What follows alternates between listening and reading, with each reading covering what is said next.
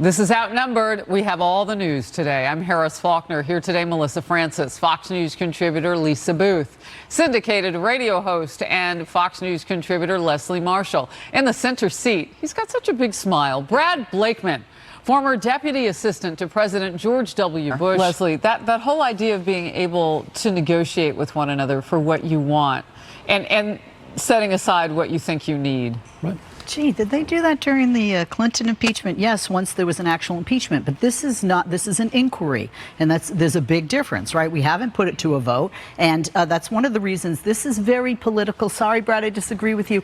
This is political because Republicans are saying, look, this is their strategy right now. It's a good strategy. They're trying to force House Speaker Pelosi to put it to a vote for two reasons. One, they're not sure she has the votes, and it makes Democrats fall flat on her face. Lots of different outlets writing about that. 8 or 9, she's got to pick up. Different day, different votes. And two, if in fact they do vote to impeach, then Republicans, they can subpoena witnesses, and then they can go down the Hunter and Joe Biden trail. Does she Ukraine do it? And the subpoena. I really don't know. She won't do it until she has the votes, and that's why I think she hasn't been doing it, because she really hasn't had the votes. So We want to bring our troops back home.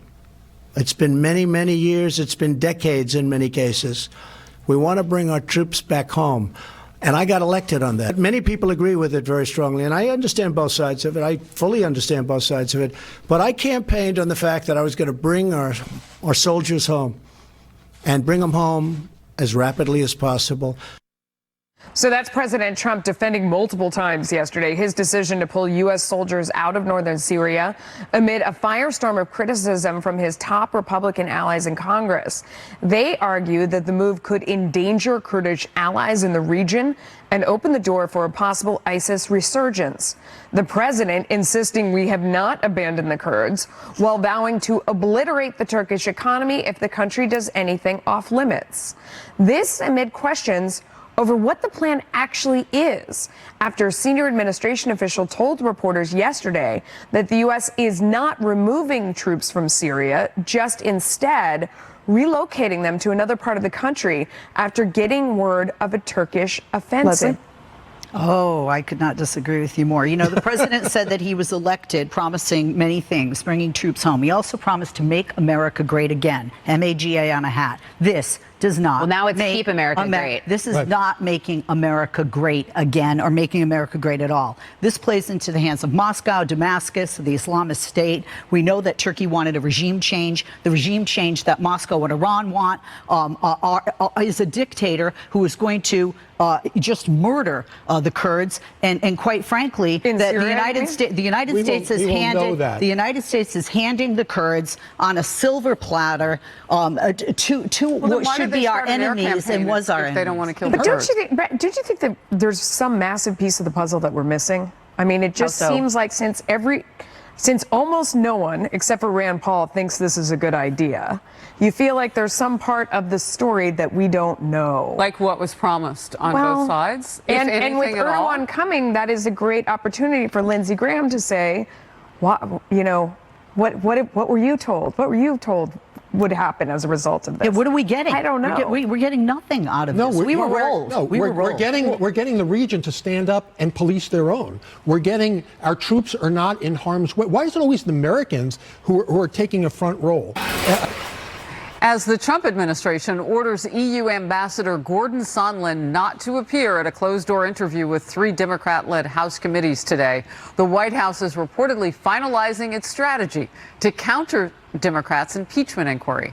According to the Associated Press, it is a 4-step strategy: stall, obfuscate. Yeah, you did it, see? I got Melissa's help on that because sometimes I mess up that word. Hey, it happens. Attack, repeat.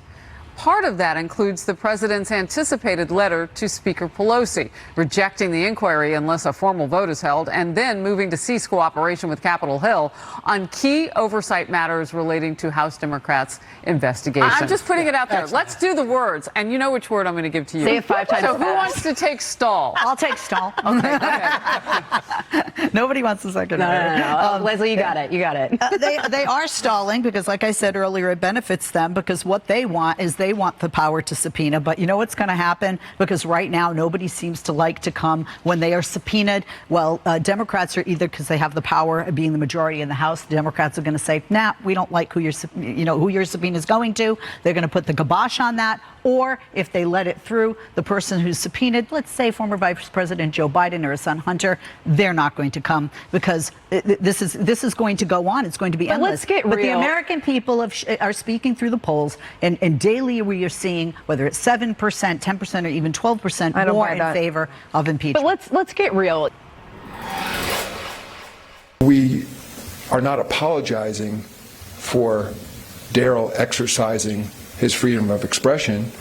I regret, again, having communicated directly with many friends in China, that so many people are upset, including millions and millions of our fans. Ooh, what a mess.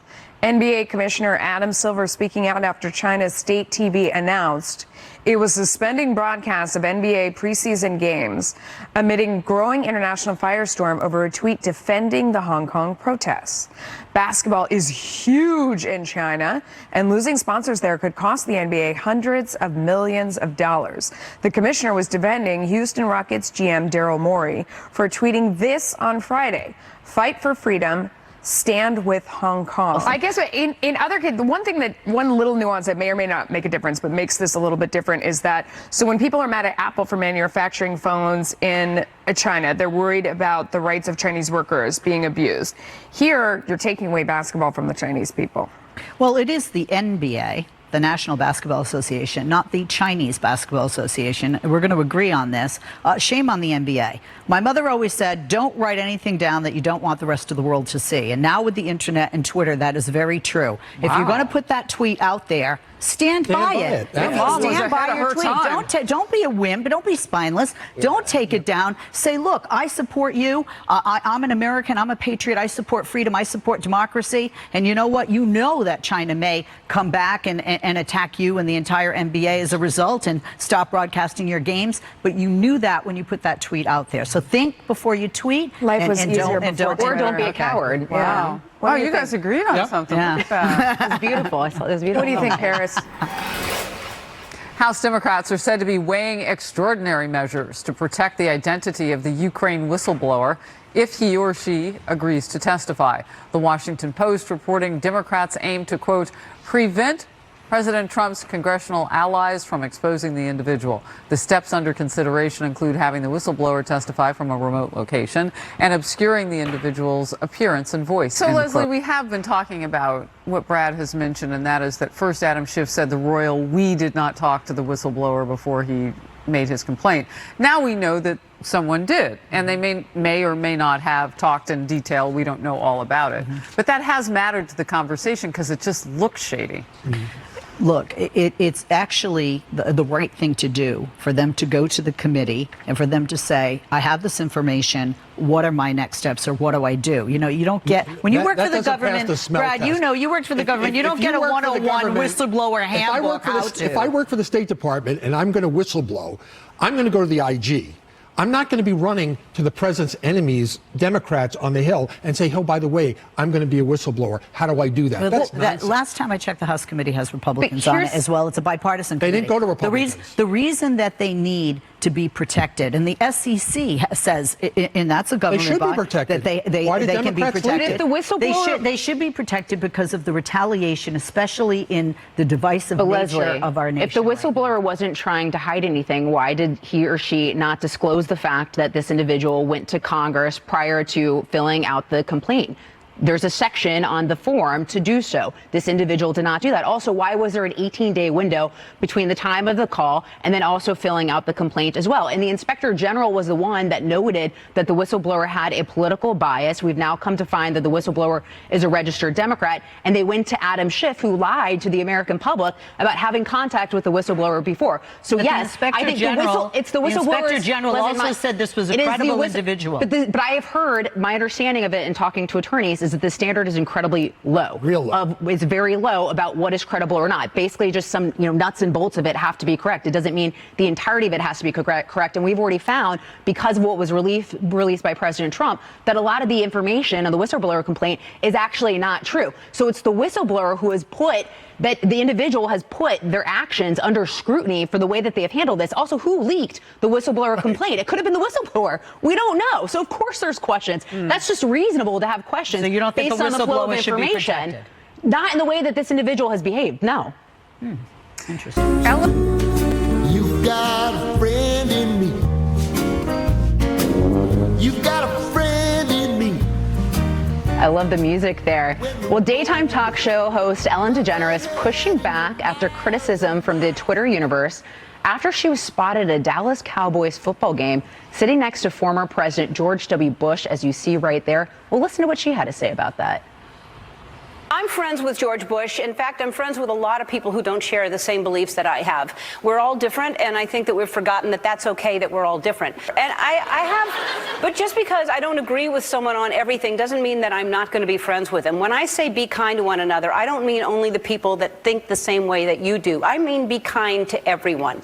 Doesn't matter. Said. Melissa, do we need more of this? Because a lot of times you see if, someone in Hollywood says anything even remotely supportive of a Republican, they get condemned, they'll take it down or apologize.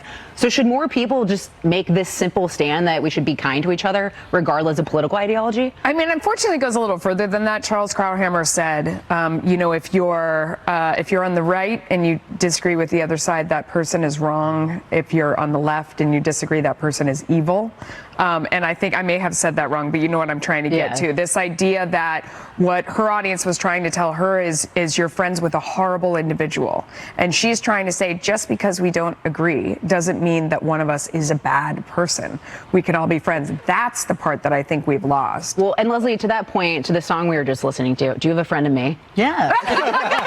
Hey, I won't say her name, but I swear to God, hey girl, love your hair today. Extreme right-wing conservative Trump supporter that people would never think we are friends, and we are. And bottom line, I get a lot of pushback from my people because I like a lot of you conservatives. And in the green room, we talk about this all the time, that politics is part of our life. It's our job. It's not our life. I mean, we're mothers and daughters and friends. And I like some of your views.